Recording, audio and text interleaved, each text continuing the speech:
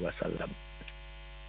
Hadirin para pendengar RRI dimanapun berada, yang pertama tadi adalah kita mengenal baginda Rasul, yang kedua memperbanyak salawat kepada baginda Rasul, dan yang poin ketiganya kalau kita mencintai baginda Rasul Sallallahu Alaihi Wasallam, yaitu kita mengerjakan sunnah-sunnah yang diajarkan oleh baginda Rasul Sallallahu Alaihi Wasallam. Banyak sekali contoh sunnah yang diajarkan oleh baginda Rasul Sallallahu Alaihi Wasallam. Seperti pagi ini, mungkin sebelum kita melaksanakan sholat fardu subuh, kita dianjurkan untuk qobliyah subuh dulu 2 rakaat. Dan masih banyak lagi sunnah-sunnah yang lain. Paling tidak, hadirin para pendengar dimanapun berada, ada 1 atau 2 sunnah yang kita amalkan. Kalau kita memang mencintai, dicintai oleh baginda Rasul Sallallahu Alaihi Wasallam. Yang terakhir, para pendengar dimanapun berada, apa bukti kalau kita mencintai baginda Rasul Sallallahu Alaihi Wasallam? Yang terakhir, yang keempat adalah kita mencintai zuriatnya atau keturunan Nabi Muhammad Sallallahu Alaihi Wasallam, yaitu para ustadz, para kiai, para habaib. Karena dalam sebuah hadis Rasul Sallallahu Alaihi Wasallam mengatakan, al ulama warasatul anbiya, para ulama itu adalah pewarisnya para nabi. Jadi kalau ada ulama, ada kiai, ada ustadz, ada habib di lingkungan kita, yuk kita hargai mereka, kita cintai mereka. Dengan kita mencintai mereka, insya Allah kita juga akan dicintai oleh baginda Rasul Sallallahu Alaihi Wasallam. Barangkali itu pembuka kita pada pagi hari ini. Mudah-mudahan kita sebagai umat Nabi Muhammad yang memang benar mencintai baginda Rasul Sallallahu Alaihi Wasallam, paling tidak ada 4 poin tadi. Terima kasih. Assalamualaikum warahmatullahi wabarakatuh. Waalaikumsalam warahmatullahi wabarakatuh. Baik pendengar, demikian tadi tausiah pembukaan kita pagi hari ini yang sudah kita dengarkan tadi melalui Mutiara Pagi hari ini. Dan sekarang Ustadz, waktunya kita akan berinteraktif dengan pendengar kita di Mutiara Pagi, Ustadz. Kita akan terima dulu, bisa di line WA dan juga line telepon langsung di 369927. Assalamualaikum Mutiara Pagi. Iya, terputus. Dicoba kembali di 369977. Assalamualaikum. Waalaikumsalam warahmatullahi wabarakatuh. Waalaikumsalam warahmatullahi wabarakatuh. Ibu Ida Iya, di Banyu Asin, betul? ya udah pulang, Mbak. Udah Dari pulang? Jambinya. Alhamdulillah. Sekarang sudah di Ya, sekarang udah di Banyuasin. Banyuasin. Silakan Bunda Ida, ada Ustadz Hendra. Iya, assalamualaikum Ustadz. Waalaikumsalam warahmatullahi wabarakatuh. Ibu Ida. Iya, Ustadz, barangkali kan berhubung pengetahuan saya yang terbatas ya, selain dari mengerjakan sunnah Rasul, bersalawat kepadanya kita apakah perlu juga kan dibarengi dengan kekuatan iman kita biar lebih sempurna gitu Ustadz. Jadi mohon pencerahannya lebih lanjut itu ya, biar kami tahu gimana caranya untuk mencintai Rasul dan cintai Rasul gitu. Baik. Ya, itu aja pertanyaan. Terima kasih waktunya. Terima kasih. Wassalamualaikum warahmatullahi wabarakatuh. Waalaikumsalam warahmatullahi wabarakatuh. Bunda Ida nih pendengar setia kita di Mutiara Pagi nih Ustadz. Baik Ustadz, sambil menunggu yang lain bisa ditanggapi dulu pertanyaan Bunda Ida di Banyuasin. Silakan Ustadz. Baik, berkenaan dengan pertanyaan Bunda Ida tadi atau Ibu Ida yang ada di Banyuasin, selain kata beliau tadi, selain bersalawat kepada baginda Rasul Sallallahu Alaihi Wasallam, kemudian dengan mengerjakan sunnah-sunnah baginda Rasul Sallallahu Alaihi Wasallam, apakah perlu menguatkan iman kita kepada Allah Subhanahu Wa Taala? Pertanyaan yang sangat bagus. Betul.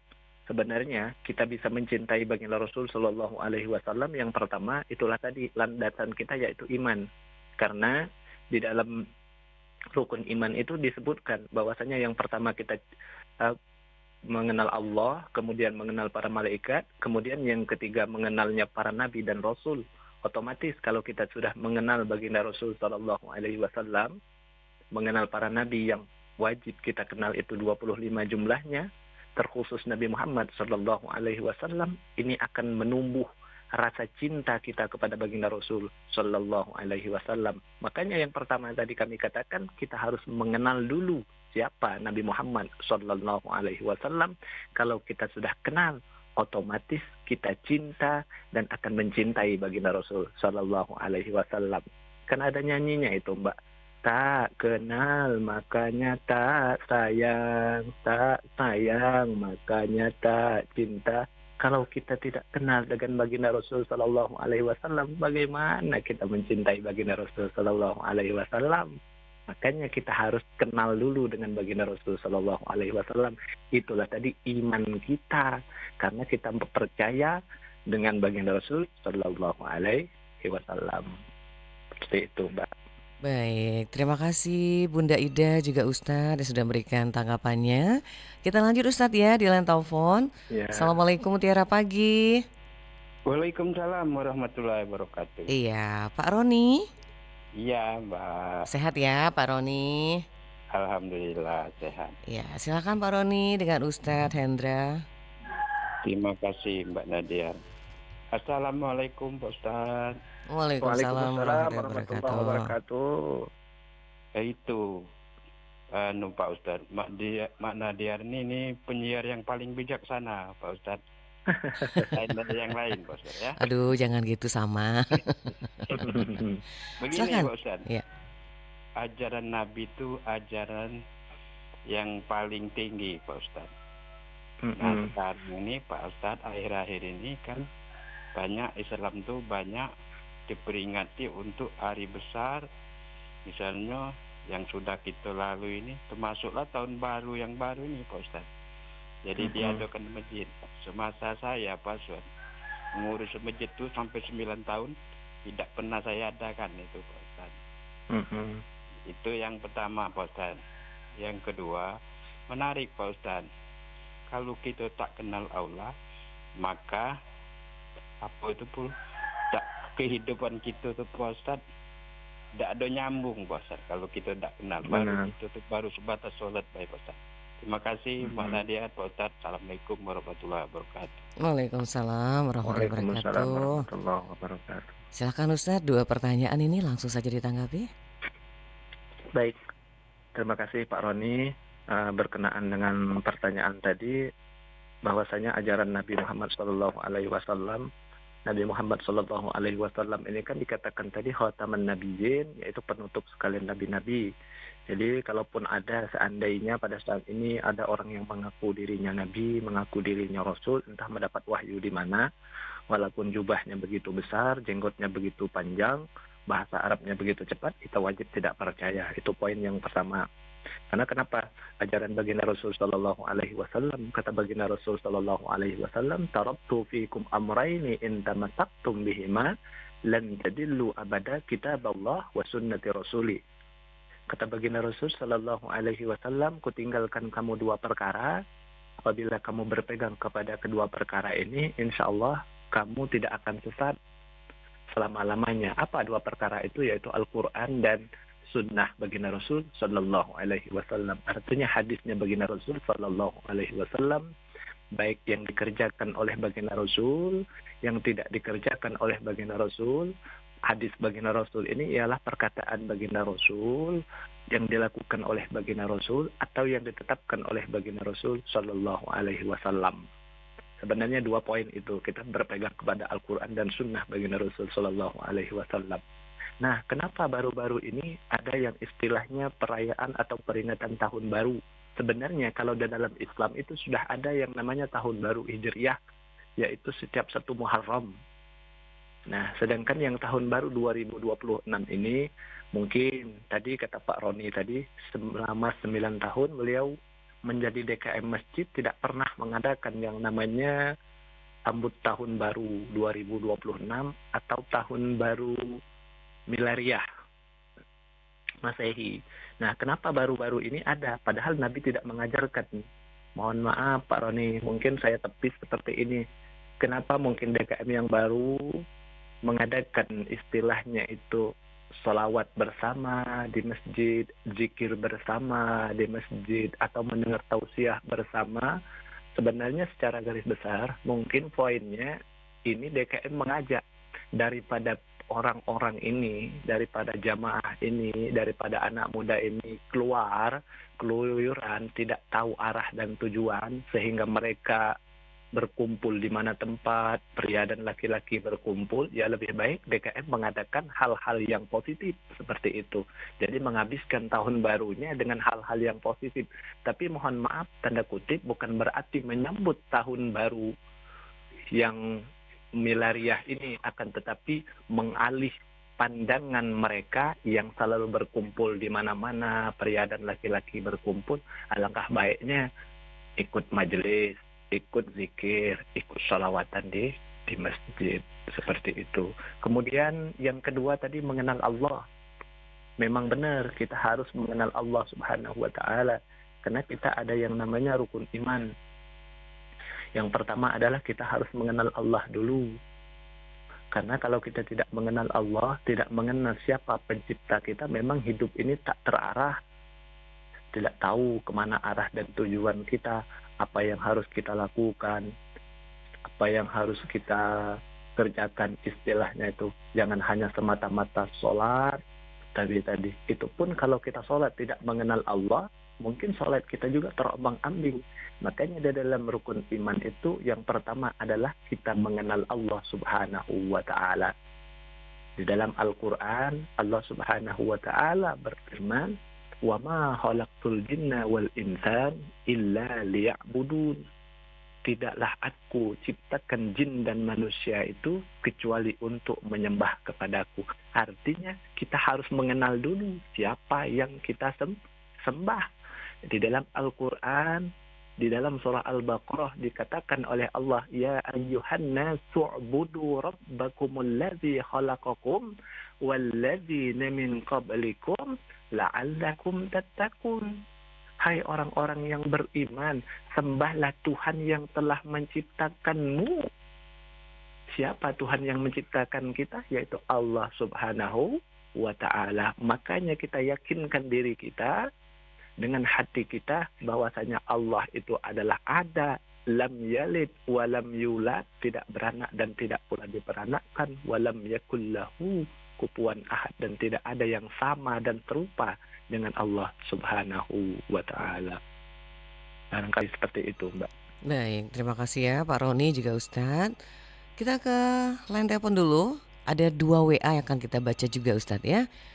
Assalamualaikum, Mutiara Pagi. Waalaikumsalam Warahmatullahi wabarakatuh. Dengan Bapak? dengan Taslim, Pak. Pak Taslim di mana Pak? Kayu Agung. Di Kayu Agung. Silakan Pak Taslim. Assalamualaikum, Pak. Waalaikumsalam warahmatullahi wabarakatuh. Ini tadi aku tuh masalah makna hadis tadi. Hadis itu antara sholat qobliyah dan ba'diyah itu zuhur. Dalam hadis itu 4 rakaat. Itu ada yang berpendapat 2 kali salam per kali itu, ada yang 1 kali salam. Itu yang asli, yang tauhidnya yang mana itu teh? Salat apa ini, Pak? Qobliyah dan ba'diyah yang 4 rakaat dalam hadis itu kan. Itu dikerjakan itu 1 kali salam atau 2 kali salam pada rakaat itu. Itu katanya yang mana yang aslinya katanya. Baik, itu saja. Waalaikumsalam warahmatullahi wabarakatuh. Waalaikumsalam warahmatullahi wabarakatuh. Ustadz ditahan dulu Ustadz. Ada WA yang masuk dari Pak Wadi Sambas. Ini pertanyaannya di luar tema kita. Bagaimana orang yang mendonorkan matanya? Apakah di akhirat nanti orang yang donor mata itu tidak punya mata? Nah itu pertanyaannya Ustadz. Mohon ditanggapi nanti. Silakan Ustadz. Ke Pak siapa tadi? Pak Taslim dulu di Kayu Agung. Pak Taslim. Iya. Baik. Berkenaan dengan sholat rawatib yang 4 rakaat, ada yang memang mohon maaf, sebenarnya kan kalau sholat rawatib ini istilahnya adalah sholat sunnah yang dilakukan sebelum melakukan sholat wajib. Seperti sholat subuh ini kan ada yang namanya qobliyah subuh, ba'diyahnya tidak ada. Namun kalau zuhur ada ba'diyah, ada qobliyah, ada ba'diyah. Seperti itu. Asar adanya qobliyah, ba'diyahnya tidak ada. Sedangkan maghrib ini kebanyakan yang dilakukan adalah ba'diyahnya, qobliyahnya tidak ada. Akan tetapi ada beberapa pendapat mengatakan ba'diyahnya ada. Kemudian Isya itu qobliyahnya ada, ba'diyahnya ada. Nah, pertanyaan beliau tadi, apakah kalau yang melakukan 4 rakaat itu kemudian itu 1 salam atau 2 kali salam? Seperti itu. Sebenarnya kalau yang 4 rakaat sebelum zuhur, yaitu dengan 2 kali salam, yaitu 2 rakaat setelahnya itu selagi-lagi, yaitu 2 rakaat atau 2 salam. Berarti begini Pak, mohon maaf. Ada yang mengerjakan memang kalau zuhur itu ada yang 4 rakaat, sholat sunnahnya. Berarti kalau kita kerjakan 2 rakaat, berarti 2 salam, 2 kali salam, karena 4 rakaat. Seperti kita sholat rawatib lainnya, yang misalnya qobliyah subuh tadi, ada juga misalnya 2 rakaat, berarti 2 kali salam. Setelah terakhir langsung salam kiri, salam kanan, lanjut lagi 2 rakaat lagi. Seperti itu Pak. Kemudian yang pertanyaan yang kedua dari WA tadi berkenaan dengan donor darah, donor mata. Donor mata, iya. Donor mata. Apakah nanti mata yang mendonor itu di surga nanti atau di akhirat nanti tidak ada mata? Masya Allah, pertanyaannya luar biasa ini Mbak. Berkenaan dengan itu sebenarnya wallahu a'lam.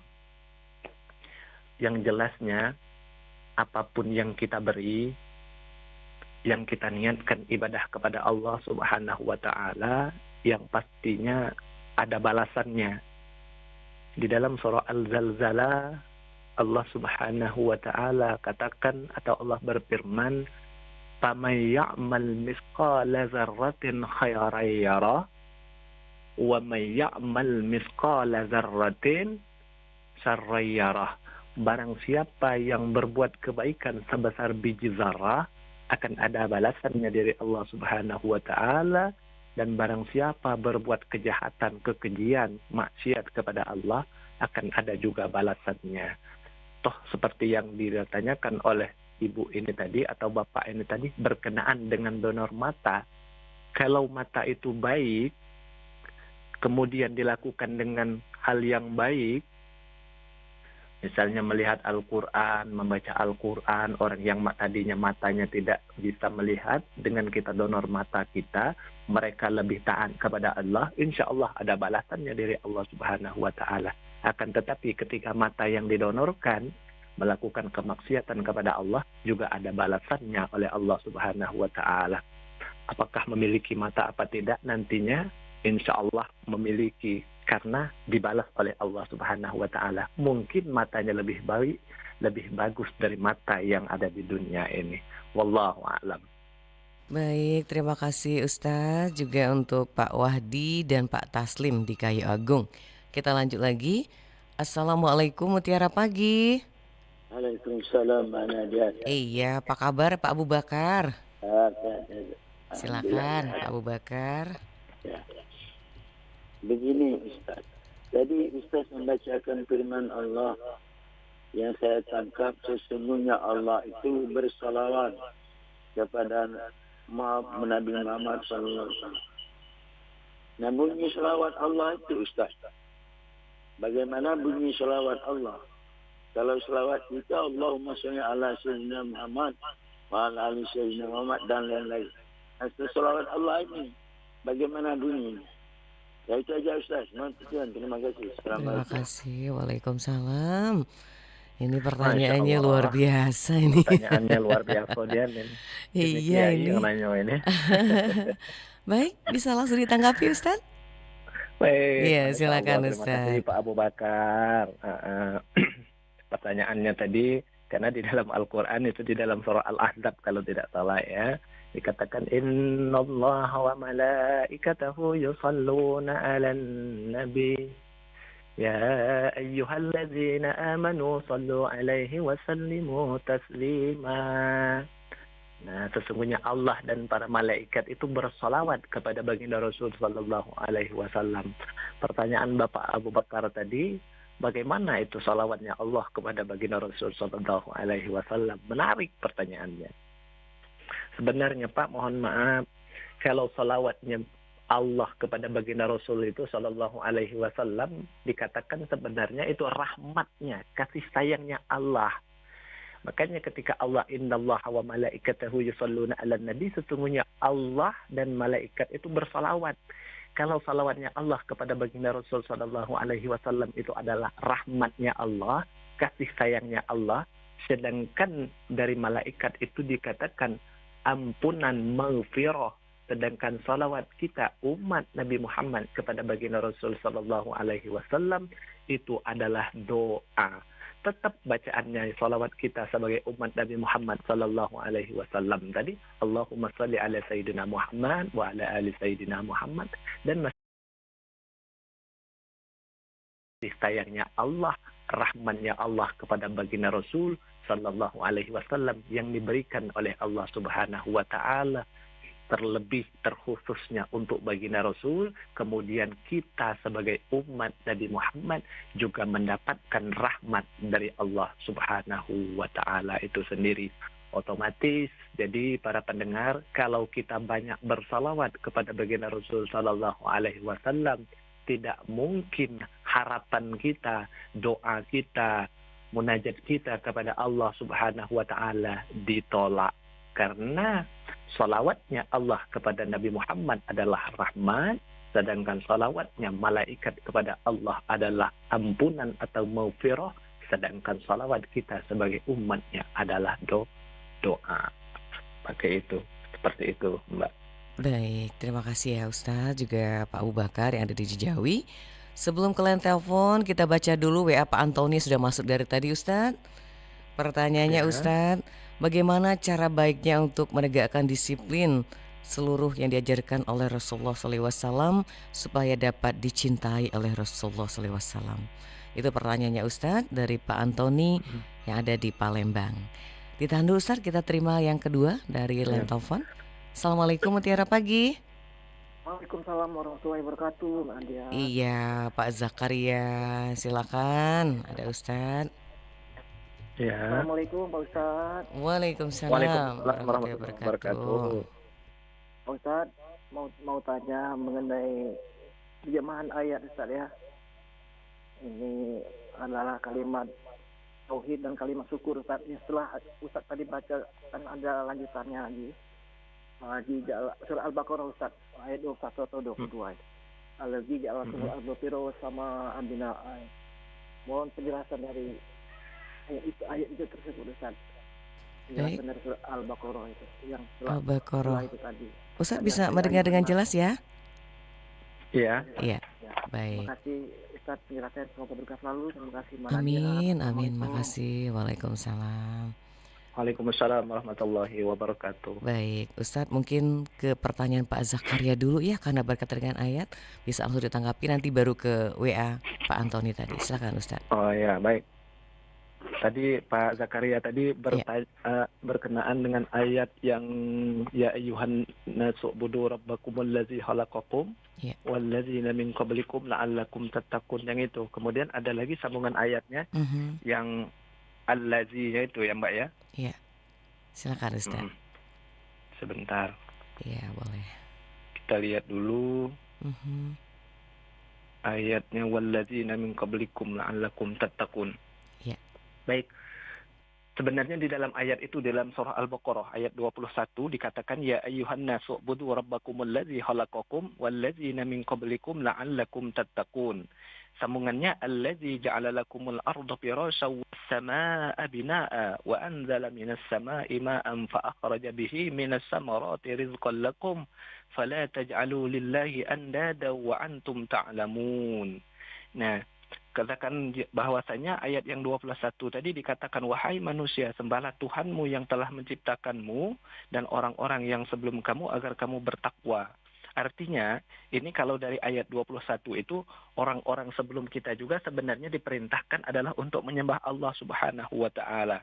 Dan kemudian ayat yang 22-nya, yang menjadikan bumi dan sebagai hamparannya itu langit dan bumi sebagai atapnya, dan inilah yang menurunkan air hujan, dan yang dihasilkan adalah tumbuh-tumbuhan dan buah-buahan, kemudian kita mendapatkan rezekinya. Artinya apa? Seperti ini Bapak, mohon maaf. Dengan Bapak Zakaria tadi, pertanyaan dengan ayat ini, ketika kita sudah menyembah Allah, ketika sudah mengenal Allah, otomatis apapun yang kita pinta, apapun yang kita harapkan kepada Allah Subhanahu wa taala, pastilah Allah kabulkan hajat-hajat kita. Sebagaimana ketika Nabi Adam alaihi salam itu diturunkan oleh Allah Subhanahu wa taala karena melakukan kemaksiatan kepada Allah Subhanahu wa taala, ketika dia makan buah khuldi kemudian dia terlempar ke buminya Allah Subhanahu wa taala. Apa doa yang dipanjatkan oleh Nabi Adam alaihi salam? Rabbana zalamna anfusana wa illam taghfir lana wa tarhamna lanakunanna minal khasirin. Itulah yang dilapaskan oleh Nabi Adam alaihi salam selama kurang lebih 40 tahun, barulah taubatnya, barulah ampunan yang Allah berikan kepada Nabi Adam alaihi salam. Berkenaan dengan ayat ini tadi, ketika kita sudah mengenal Allah, sudah menyembah Allah, sudah menjalankan apa yang diperintahkan oleh Allah Subhanahu wa taala, tidak meninggalkan apa yang diperintahkannya, kemudian meninggal apa yang dilarangnya, lambat laun permintaan kita akan dijawab atau dikabulkan oleh Allah Subhanahu wa taala. Kemudian pertanyaan yang kedua berkenaan dengan disiplin agar kita mencintai dan dicintai baginda Rasul sallallahu alaihi wasallam. Sebenarnya kalau masalah disiplin ini tergantung dengan kita sendiri, mohon maaf. Makanya kita tanamkan niat di dalam hati kita bahwasanya segala sesuatu itu kan tergantung dengan niatnya.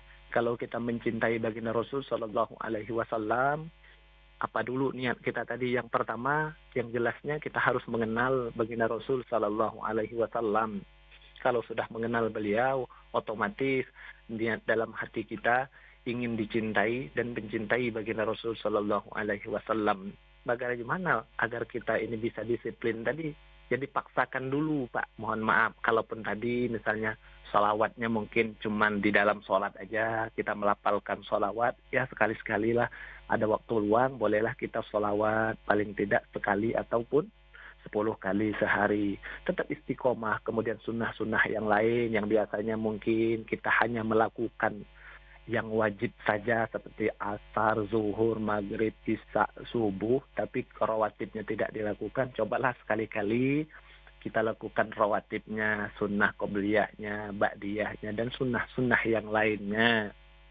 Insya Allah dengan kita melakukan sedikit demi sedikit, insya Allah kita akan mencintai baginda Rasul Sallallahu Alaihi Wasallam dan akan tertanam di dalam diri kita bahwasanya sunnah yang diajarkan oleh baginda Rasul Sallallahu Alaihi Wasallam itu sangatlah luar biasa pahalanya. Seperti itu. Baik, terima kasih Pak Antoni juga Ustadz sudah memberikan tanggapannya. Kita ke Semendo Ustadz, pagi ini ada Ya. Yayan pertanyaan via WA, nanti kita coba ke line telepon. Ustadz, pertanyaannya di luar tema mengenai membayar nazar. Seperti seekor kambing yang disembelih, apakah tidak boleh yang punya niat nazar makan daging termasuk keluarga? Apakah boleh memakannya atau tidak Ustadz? Mohon pencerahannya. Yayan yang ada di Semendo. Baik. Ya. Itu Pak Yayan, kita kembali ke WA dulu. Ada Pak Zulkarnain Ustadz. Pertanyaannya, dalam sholat harus kenal Allah. Pertanyaan yang dimaksud dengan kenal tersebut yang bagaimana Ustadz? Pak Zulkarnain yang memberikan pertanyaan lewat WA. Silakan Ustadz, dua penanya via WA bisa ditanggapi dulu. Ya. Baik. Bismillahirrahmanirrahim. Pertanyaan yang pertama tadi adalah dari Pak Yayan dari Semendo. Iya, betul. Membayar nazar. Iya. Sebenarnya kalau kita kenal dulu bahwasanya nazar itu adalah hukumnya wajib kalau kita niat bernazar. Mohon maaf, misalnya dalam baru-baru ini ada pengangkatan SK apa, misalnya PDKK dan lain sebagainya. Oh, misalnya saya nanti kalau sudah menjadi seorang manajer, saya nanti kalau sudah menjadi seorang pejabat, saya akan bernazar, misalnya akan menyembelih kambing, seperti ini dibagikan. Nah, pertanyaannya tadi, apakah itu boleh dimakan dagingnya? Seperti itu ya, Mbak? Ya, untuk yang bernazar. Ya, untuk yang bernazar seperti ini. Sebenarnya ini ada pendapat mengatakan apa yang kita berikan, karena ini kan nazar kita, tidak semuanya sebenarnya dibagikan. ada beberapa persen yang boleh kita makan, bukan berarti semuanya. Karena nazar kita tadi kan hukumnya wajib, jadi harus kita bagi-bagikan kepada yang membutuhkannya. Itu yang pertama. Kemudian yang kedua, pertanyaannya kita mengenal Allah. Bagaimana kita harus mengenal Allah? Yang jelasnya, kita mengenal Allah itu kita harus tahu dulu sifat-sifat Allah. Yang pertama adalah sifat wajib bagi Allah, itu kan 20 sifat wajib bagi Allah, 20 sifat mustahil bagi Allah, kemudian satu sifat yang harus atau jaiz baginya Allah Subhanahu wa taala. Fi'lu kulli mumkinin aw tarkuhu. Ya, contohnya adalah kata'zibil muti'i, seperti menyiksa orang yang taat. Itu harus ataupun jaiz ataupun yang kemungkinan bagi Allah. Yang wajib yang jelas kita kenal adam wujud, idam bako, itu boleh harus kita hafal dan kita kenal. Kemudian lagi mustahilnya tadi adam udus panak. Setelah kita mengenal sifat Allah ini, otomatislah ibadah kita kepada Allah kita tambah yakin kepada Allah Subhanahu wa taala. Karena di dalam Al-Qur'an kata Allah, apabila orang menanyakan aku bahwasanya aku tuh dekat, fa inni qarib ujibu da'watad da'a iza da'an. Kata Allah bahwasanya sesungguhnya aku tuh dekat dengan hamba, dengan orang yang meminta kepada Allah, dengan orang yang beribadah kepada Allah Subhanahu wa taala. Jadi Allah tuh sangatlah dekat kepada kita, Bapak Ibu. Makanya kita harus mengenal Allah tadi, yaitu sifat-sifatnya Allah Subhanahu wa taala. Barangkali seperti itu, Mbak. Baik, terima kasih Ustadz. Itu untuk Pak Yayan di Semendo dan juga Pak Zulkarnain ada di Ogan Ilir. Silakan pendengar, masih ada waktu di line telepon atau via WA kita di 0821 792 79090. Assalamualaikum, Mutiara pagi. Waalaikumsalam. Dengan hamba Allah kah? Dengan Pak Fauzi. Oh, Pak Fauzi, yang ada di mana Pak? Seduduk putih. Seduduk putih. Silakan Pak Fauzi. Assalamualaikum Pak Ustaz. Waalaikumsalam. Iya, waalaikumsalam warahmatullahi wabarakatuh, Pak Fauzi. Ini menanyakan tentang mengenal Allah itu. Tasawuf itu apakah di zaman Rasul apa memang ada bagaimana? Kata teman-teman ini aku belum pernah belajar tasawuf. Tapi katanya kita nih ibadah ini aku bersaksi kepada Allah siapa? Kenal tidak kita disaksi itu seperti apa? Harus melihat langsung gitu, bersaksi itu katanya. Apa kita nih memang tasawuf bisa melihat Allah, tapi ada pernah juga aku ngomong itu apa tidak dapat dilihat, tidak dapat dipandang, tidak dapat dilihat oleh orang yang memandang, tidak dapat digambarkan oleh orang yang membayangkan. Sedangkan Nabi Musa juga ya tidak bisa melihat, cuma melihat apa nih sinar, cahaya baik itu membisikkan. Nah ini aku kebingungan masalah tasawuf ini, Ustaz. Assalamualaikum. Waalaikumsalam warahmatullahi wabarakatuh. Baik, terima kasih Pak Fauzi. Silakan Ustadz. Ya, baik. Pertanyaan Pak Kenaan Fauzi. ilmu tasawuf. Ya. Baik, ini Pak Fauzi ada di Seduduk Putih ya Pak. Berkenaan dengan ilmu tasawuf, sebenarnya ini kami juga pas masih di pesantren dulu atau mandok, sebenarnya dipelajari setelah istilahnya ilmu tasawuf. Makanya dulu kata guru kami, kalaupun memang kita tidak mampu untuk mempelajari ilmu tasawuf ini, tapi kami masih belajarnya dasar-dasarnya ya Pak Fauzi ya. Berkenaan belajar ilmu tasawuf ini sebenarnya mendekatkan diri kita kepada Allah Subhanahu wa taala. Orang yang belajar ilmu tasawuf ini sebenarnya hampir dia itu tidak lagi memikirkan dunia ini. Ya, karena kenapa di dalam pikiran mereka, di dalam hati mereka hanyalah Allah, hanyalah mengabdi kepada Allah Subhanahu wa taala. Ada seorang ustadz, ada seorang kiai di tempat kami itu, dia seolah-olah tidak memikirkan dunia ini. Kenapa? Mohon maaf. Ini lagi-lagi kalau kami salah juga boleh dikoreksi. Itu pakaiannya hanya itu saja. Dan itu pun ketika dia mencucinya tidak menggunakan sabun, tidak menggunakan apa lagi. Karena dia beranggapan bahwasanya memang hidup ini hanyalah titipan dari Allah Subhanahu wa taala. Nah, makanya kalau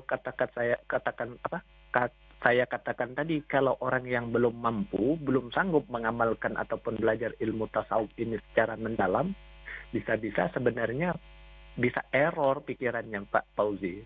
Kenapa? Karena ini sebenarnya sudah tinggi. Ya, makomnya sudah tinggi.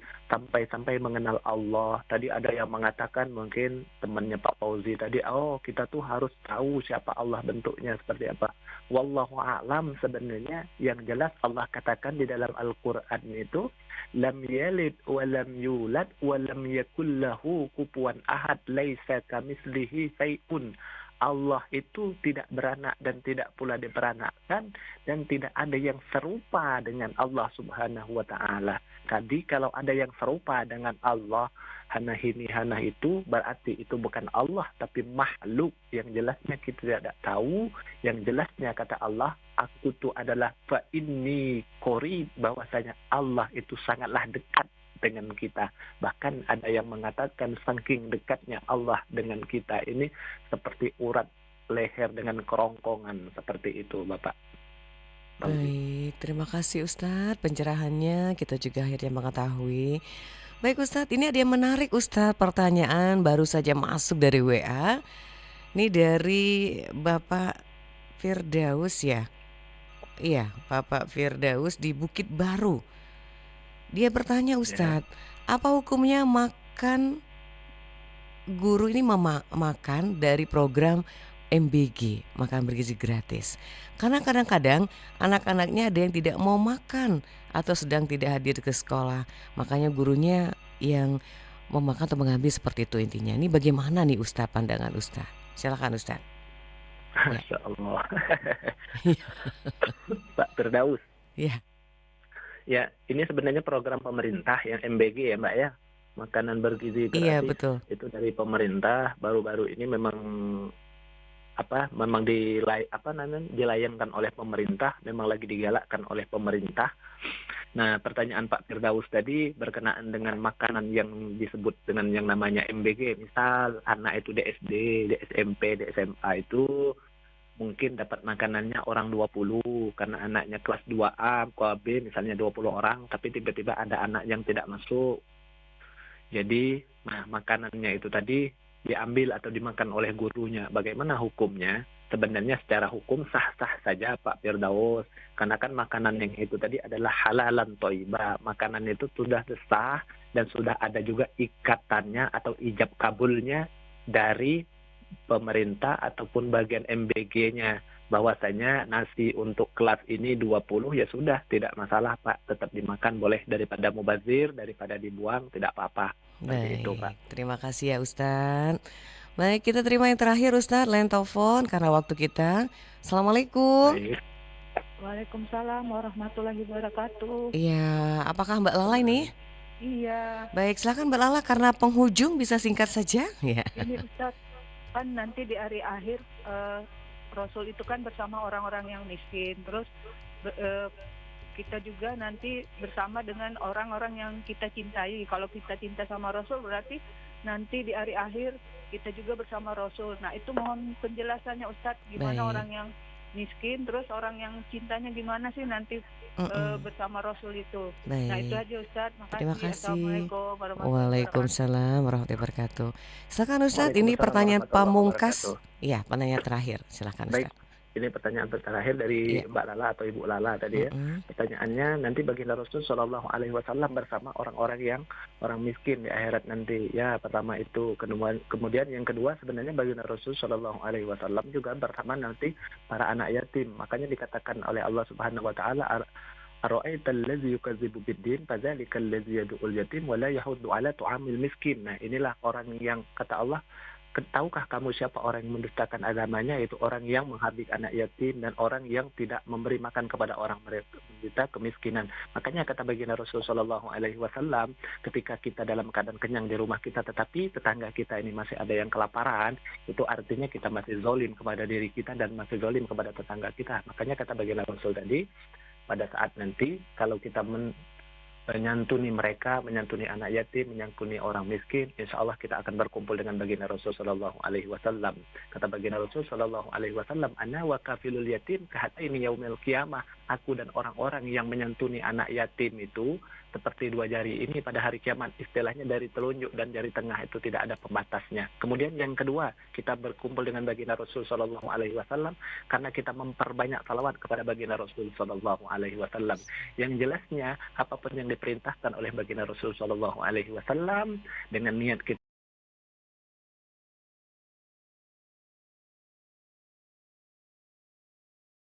kasih. Baik Ustadz, terima kasih Mbak Lala. Itu pertanyaan terakhir. Singkat saja Ustadz, sebagai pesan kita, penutup kita di Mutiara Pagi hari ini. Silakan Ustadz.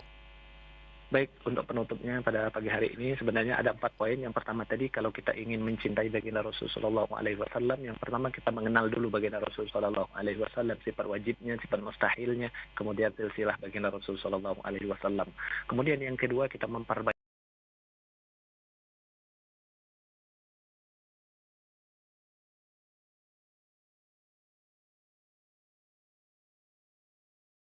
Sallallahu Alaihi Wasallam. Kemudian yang ketiga, mengerjakan sunnah-sunnah yang diajarkan oleh baginda Rasul Sallallahu Alaihi Wasallam. Kemudian yang empat, kita harus menjaga para ulama, para kiai. Insya Allah dengan adanya para ulama, dengan adanya para kiai, dengan adanya para habaib di lingkungan kita mencintai mereka, otomatis baginda Rasul Sallallahu Alaihi Wasallam akan mencintai kita juga. Kemudian insya Allah ada keberkahan di lingkungan kita kalau kita menghargai para ulama dan para kiai. Mungkin itu saja, Ibu. Mbak Dian, maaf kalau ada kata-kata yang salah. Mohon maaf juga kalau ada pertanyaan yang dijawabnya belum tepat. Kami mohon maaf. Akhirul kalam, billahi taufiq wal hidayah. Wassalamualaikum warahmatullahi wabarakatuh. Waalaikumsalam warahmatullahi wabarakatuh. Terima kasih Ustadz Hendra Eskom-I Mitra Alfa Travel yang sudah bersama kita di Mutiara Pagi hari ini dengan topiknya adalah mencintai dan dicintai Rasulullah SAW. Terima kasih semua pendengar sudah luar biasa pagi ini bergabung baik via telepon untuk Bunda Ida di Banyuasin, Pak Roni, Pak Taslim di Kayu Agung, Pak Ubakar di Jawi. Terima kasih Mbak Zakaria di Kenten, juga Pak Pauzi di Seduduk Putih, dan Mbak Lala yang ada di Kenten. Yang via WA terima kasih Pak Antoni, juga Pak Wadi Sambas, Mbak maksud kami Pak Yayan di Semendo. Terima kasih.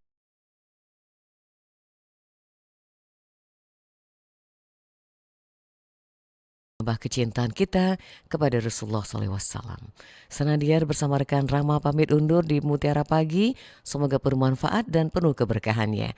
Kami tutup dengan ucapan wassalamualaikum warahmatullahi wabarakatuh.